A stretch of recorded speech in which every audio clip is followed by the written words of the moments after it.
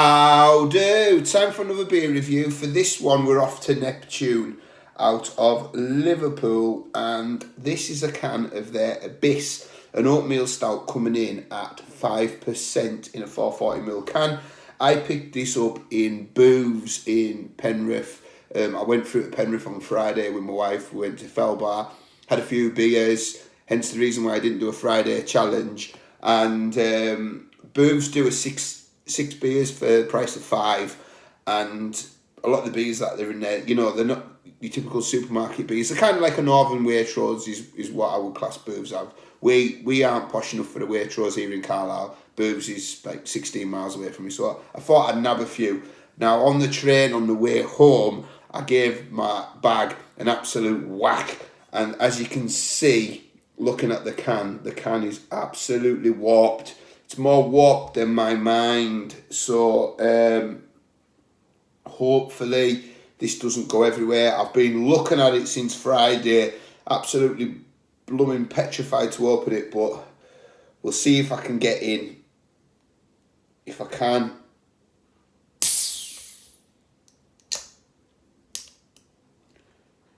I'm going to stick my finger in to push it back to just to make some space. Right.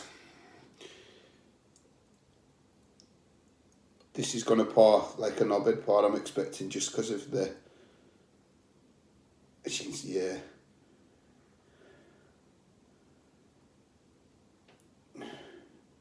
I'm pouring this as gently as I can. It's making no blind bit of difference. It's just coming out as pure froth. This is an absolute disaster, but to be expected. So yeah, I'll try and let that settle down a bit. Yeah, absolute took a battering. I kind of thought the can would have exploded on the train on the way home, to be brutally honest. I was trying to be arty, and I was going to take a photo on the train, and I heard the whack, and I went, oh no, this is going to go everywhere. But frankly it hasn't. So I mean, I've still got a good half a can in there.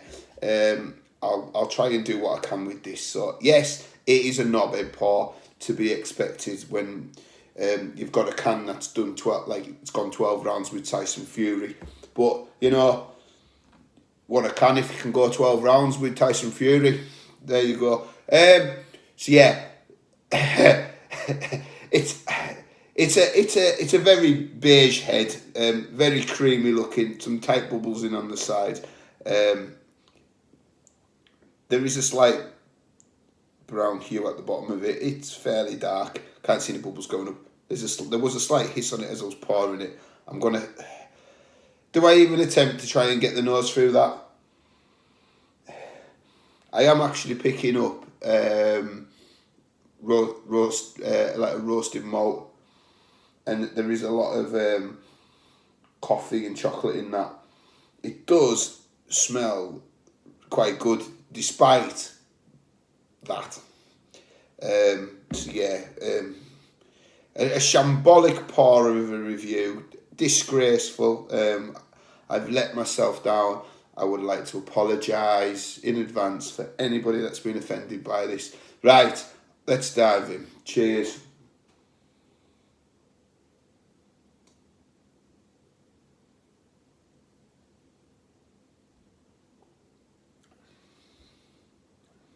That's lovely. That's lovely, and it's a touch thin, but it's a 5% stout, and I don't tend to drink stouts that lower ABV unless they're on nitro. To be brutally honest, it's not something that I would naturally gravitate to. But it was in an offer, but the flavour is lovely, big roastiness coming out in abundance, slightly bitter finish, lots of chocolate, lots of coffee, and then in the aftertaste, a very subtle hint of caramel.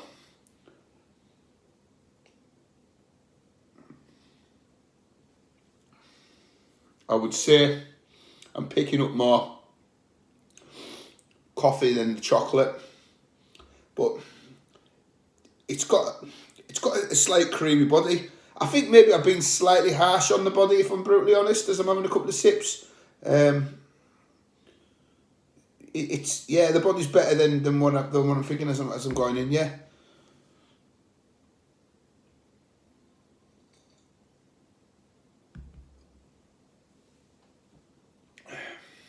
That's really nice.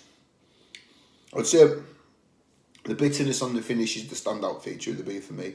All in all, that is a very, very nice low ABV stout. I'd like to try that in a pub on keg. I think it would work a treat. Yeah, that's really, really good. So, yeah, 6 for £5, cheap drink options. You know, I think I paid £15 for 6 beers. So, can't knock the price. For the value, what I've paid, pretty decent. So, yeah, well done, Neptune. Apologies for the pour. That is no reflection on the brewery. It is merely a reflection on me and how I look after my cans. So, apologies, Neptune. So, yeah, pretty decent stout. So, yeah, thank you for watching and on to the next one. Cheers.